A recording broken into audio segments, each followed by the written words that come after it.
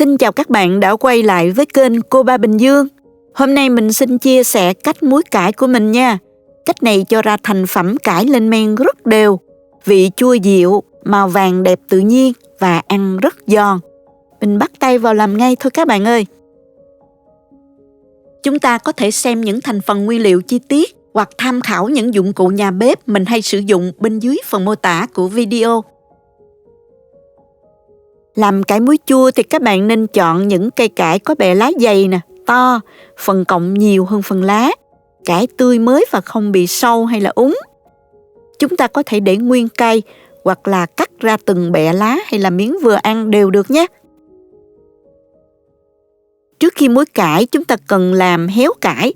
Có hai cách để làm héo cải, phơi nắng hoặc là trụng qua nước sôi. Mình chọn cách phơi nắng vì cách này giúp cải héo từ từ chứ không héo ép, vì tiếp xúc trực tiếp với nước sôi. Thành phẩm cải phơi nắng sẽ giòn ngon hơn rất nhiều đó các bạn. Mình đem hết cải này đi phơi nắng khoảng 1 ngày nắng nha. Ánh nắng mặt trời và gió sẽ làm cải héo lại. Khi phơi các bạn nên trở cải đều hết hai mặt và mình mở cả cái phần lá non bên trong để phơi nữa nha.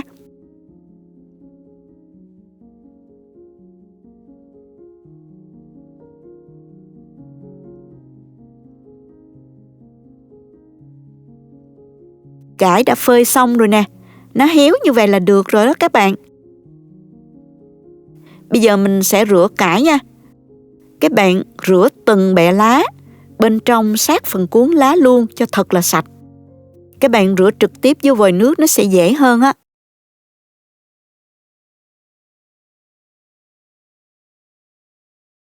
Trong khi chờ đợi cải ráo nước, mình sẽ nấu nước để ngâm cải. Cho vào nồi 5 lít nước. Với 5 lít nước này thì mình cho vào đây 2 muỗng canh vung muối và 3 muỗng ăn canh vung đường. Mình cân gam là 70 gam muối biển và 80 gam đường. Muỗng hơi vung nha các bạn. Nước này pha các bạn nếm thử, nó có vị mặn như là nước canh là được ha. Các bạn làm nhiều thì nhớ nhân công thức lên nha. Cải bây giờ cũng đã ráo nước rồi. Cái cải nào mà to quá đó các bạn chẻ sơ ở phần đầu cây để cải ngấm nước ngâm nha.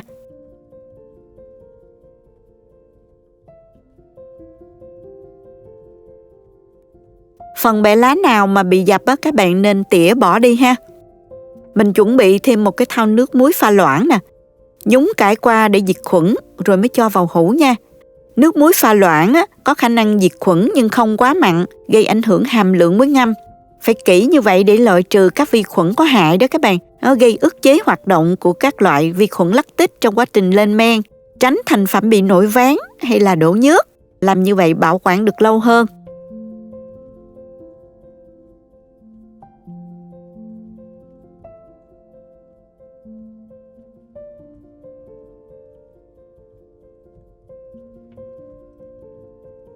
Bây giờ mình sẽ cho cải vào hũ này. Chuẩn bị một hũ đựng có dung tích lớn gấp đôi lượng nước mà bạn định pha để ngâm cải. Rửa cho thật sạch hũ đựng nè. Phơi nắng hoặc là trụng qua nước sôi để diệt khuẩn. Các bạn nên sử dụng hũ thủy tinh hoặc là hũ sành để muối dưa sẽ tốt hơn. Hũ này của mình có dung tích là 10 lít nè các bạn. Mình sẽ xếp hết 4 cây cải vào hũ này. Xếp lượng cải vừa đủ, không được nén quá chặt. Cải sẽ khó ngấm đều nước ngâm nha, khiến cho cải bị úng và hư đó. Nếu mà lượng cải quá nhiều, các bạn có thể ngâm thêm hũ khác nữa nha. Mình xếp cải đủ rộng để cải được ngấm nước ngâm được dễ dàng hơn nè. Xong rồi mình cho hết lượng nước ngâm vào ngập cải.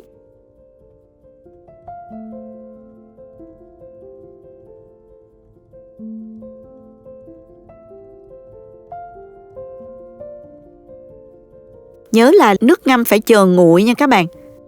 Và mình cho thêm một ít hành tím để tăng hương vị, tùy thích nha các bạn. Cuối cùng mình dùng que tre hay là miếng nhựa đè xuống để cải không bị nổi lên khỏi mặt nước nha. Lưu ý là dụng cụ gài cũng phải tiệt trùng và các bạn sử dụng găng tay trong lúc thực hiện nha các bạn. Đậy kín nắp và mình chờ từ 4 đến 5 ngày cho dừa lên men ha. Và lưu ý là các bạn để ở nhiệt độ phòng là được. Ở những nơi có thời tiết lạnh á, các bạn nên để hũ dưa gần bếp nấu ăn hoặc là lò sưởi để cải nhanh lên men nha. Khi mình làm kỹ thì cải của chúng ta bảo quản được rất lâu và nước trong veo, không hề đổ nhớt hay là nổi ván ha. Khi các bạn thấy màu vàng đều hết cây cải là cải đã lên men đều rồi đó. Nếu bạn nào muốn ăn nhanh hơn, có thể cho thêm vài muỗng canh giấm ăn vào trong nước ngâm luôn nha. Hoặc là có thể phơi hũ ngoài nắng, cải cũng sẽ nhanh lên men. Cải của mình đã ngâm được 6 ngày rồi này các bạn.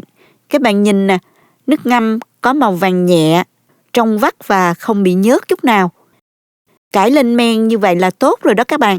Nếu để ý kỹ, các bạn sẽ thấy quanh thành hũ có những bọt khí nhỏ nổi lên. Đó chính là khí sinh ra trong quá trình lên men lactic. Mình lấy cải ra cho các bạn xem thành phẩm nè. Nhìn cải vàng đẹp chứ này các bạn. Nước ngâm rất là trong nha. Bây giờ mình sẽ múc nước lên cho các bạn xem nè. Nước không hề bị nổi ván hay là bị đổ nhớt. Các bạn nhìn cây cải của mình nè. Mặc dù để nguyên cây nhưng cải vàng rất đều, ngay cả phần bên trong đọt cải luôn. Nhìn đẹp chứ nè các bạn. Màu vàng này là cải lên men hoàn toàn tự nhiên, chứ màu của nước ngâm nó không ảnh hưởng đến quá trình chuyển màu của cải đâu nha các bạn. Bây giờ mình sẽ cắt cải ra và thử nè. Cải rất giòn, không còn hăng và nồng nữa. Mùi thơm của cải mới vừa lên men, vị chua dịu rất dễ ăn. Cách bảo quản thì các bạn cứ để hũ cải bên ngoài và mình dùng dần được từ 7 đến 10 ngày. Lưu ý là luôn dùng gấp sạch mình vớt cải, tránh vi khuẩn xâm nhập, làm cải hư nha các bạn. Nên chia cải ra từng hũ nhỏ để bảo quản trong ngăn mát tủ lạnh, sẽ làm giảm quá trình lên men của cải, dùng được thời gian lâu hơn nữa. Các bạn có thể cắt nhỏ vừa ăn, thêm tỏi ớt vào, dùng kèm với giò lụa, thịt đông, thịt ram trong ngày Tết rất là ngon. Dưa cải là món ăn chống ngán cho những món có quá nhiều dầu mỡ trong ngày Tết, bữa ăn thường ngày. Cải chua này mà chấm với thịt kho, cá kho thì rất là đưa cơm luôn nha. Vị chua nhẹ kích thích vị giác, giúp ngon miệng lắm. Ngoài ra cải chua được kết hợp với các nguyên liệu khác cho ra nhiều món ngon như là nấu canh sườn, nấu với thịt bò hay kho cá hoặc là nấu chân giò thật là hấp dẫn đó các bạn. Cảm ơn các bạn đã xem hết video. Nếu thích nhớ bấm like và chia sẻ cho các bạn cùng xem. Bạn nào chưa đăng ký, nhớ đăng ký để xem những chia sẻ nấu ăn tiếp theo của mình sớm nhất nha. Chào tạm biệt các bạn và hẹn gặp lại trong video kỳ tới.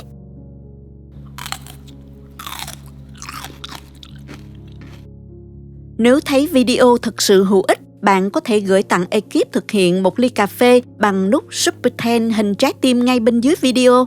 Các bạn cũng có thể truy cập website cobabình dương.com để xem công thức nấu ăn dưới dạng bài viết. Chào tạm biệt và hẹn gặp lại các bạn trong video kỳ tới nha.